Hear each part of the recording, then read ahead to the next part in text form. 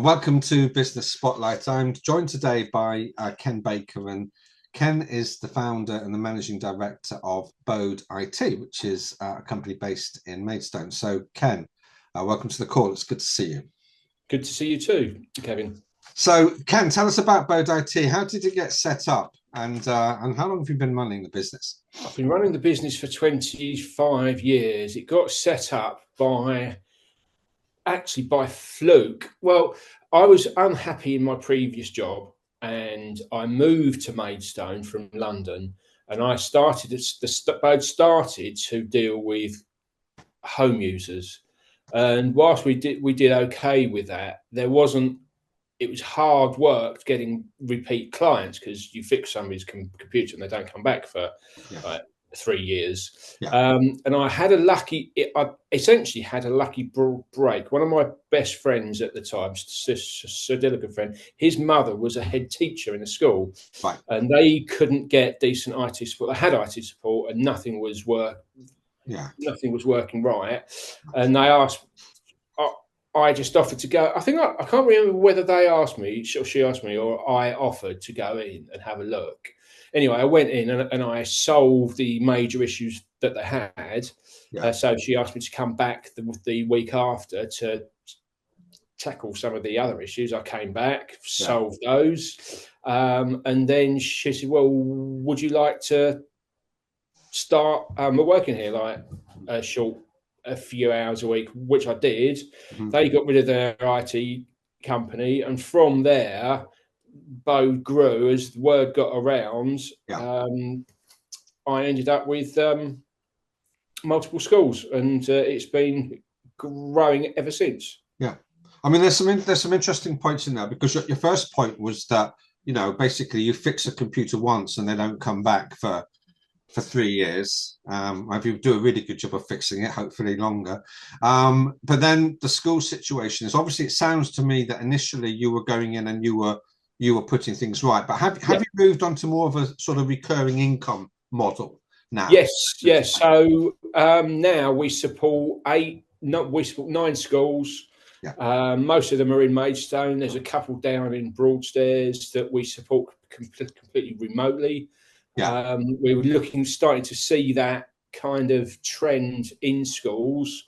But yeah, so we've grown, and that's regular half day or 1 day a week. We've got a couple of engineers working for us now. So it's a regular income. It's a contracted set amount of hours, or a set remote contract that pays every month. So it seems as though it's a hybrid of being on site, but also remote work as well.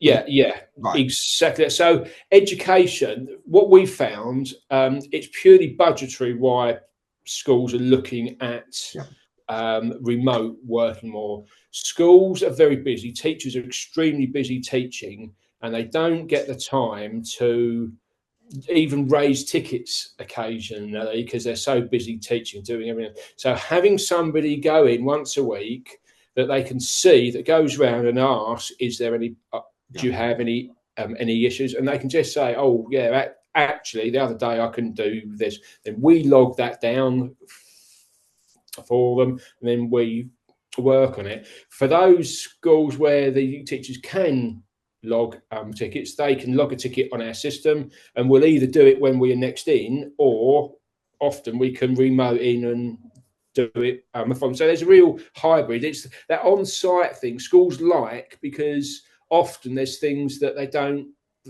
either they can't explain or they can't get over. So that on-site really works for schools, but it's a budgetary thing that's forcing them to have to look at costs. But it's a budgetary thing for you as well, though, isn't it? Because I mean, if you've got people that are on site for a few hours a week, then obviously it's got to be financially viable for you to be on site, because you've got remote work as well. Absolutely. It's very difficult. It's very difficult budgeting the cost of remote work. On-site work is easy because you can tell engineer X is on site for 8 hours. That's going to be so much. Yeah. It's much harder to ascertain, even with a ticketing system where they log the hours worked. It's much harder to ascertain what is the true cost Yeah. of that job. So has this work with schools? Has that influenced other work of Bode IT? I mean, outside of the education sector, are you working on a hybrid mix of being on site and remote working, or were you opted more for remote working, or even fixing computers?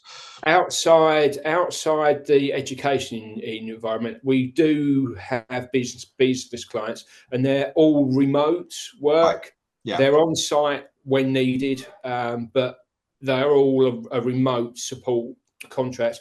We find that works better for businesses. Yeah. Businesses don't tend to break or mess with computers as much as education. With business, they're all doing, they're online, they're doing the same packages, the same things, Excel, Word, emails.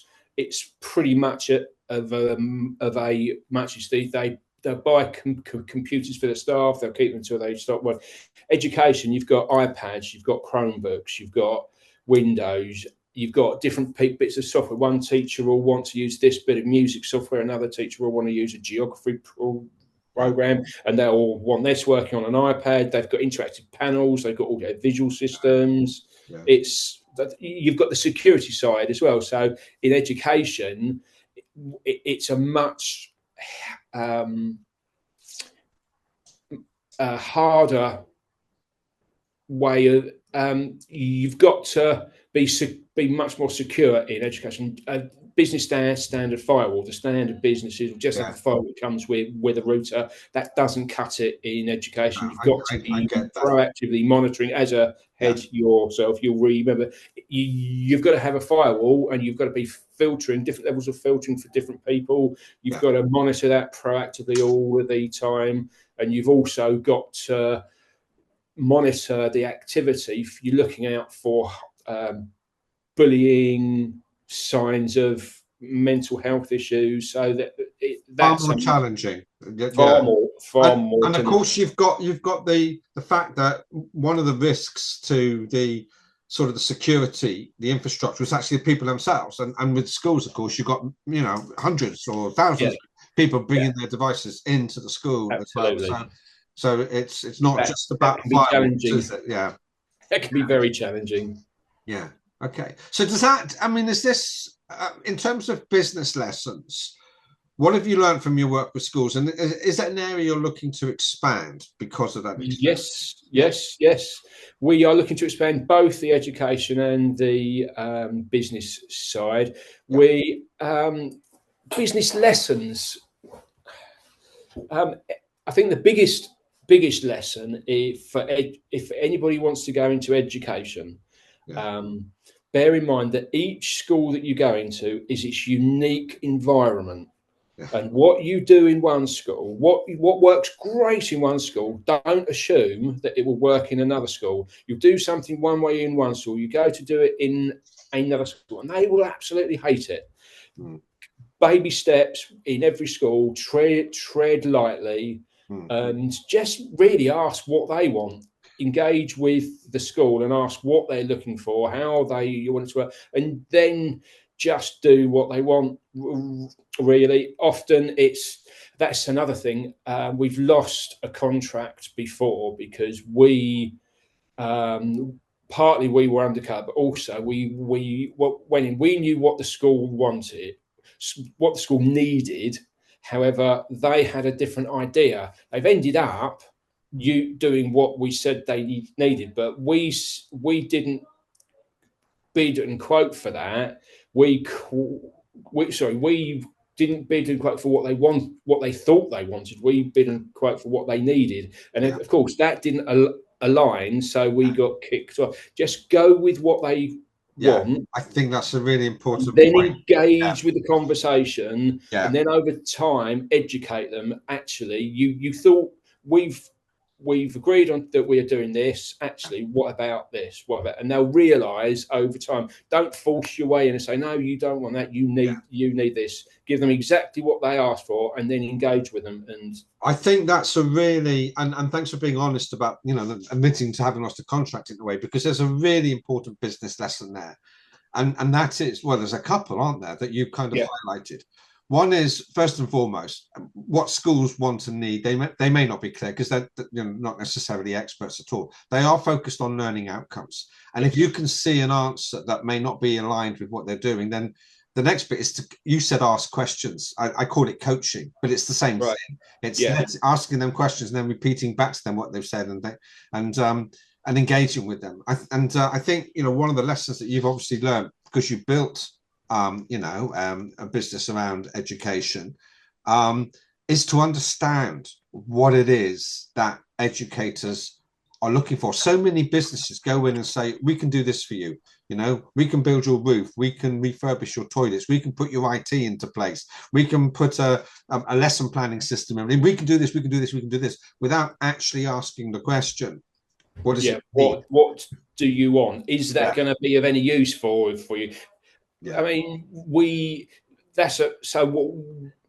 example, we didn't mess this up, but during COVID, every school went to started using online learning. A lot of schools used Google. Now, a prime example of what you just said is Google's perfect for online learning, but not everybody likes Google. So if you go on and say, yeah, we can set up Google Classrooms, blah, blah, blah, the school might have used Google in the past, hate it to bits, want to use you've been going full Google Classrooms on them, they're not going to like it. So exactly what you said. Okay, fantastic. So what are your plans for the future with the business? The plan for the future is to really grow. So Bode's been going for about 25. We started in 2000, February 2000. And for a long time, it was just me.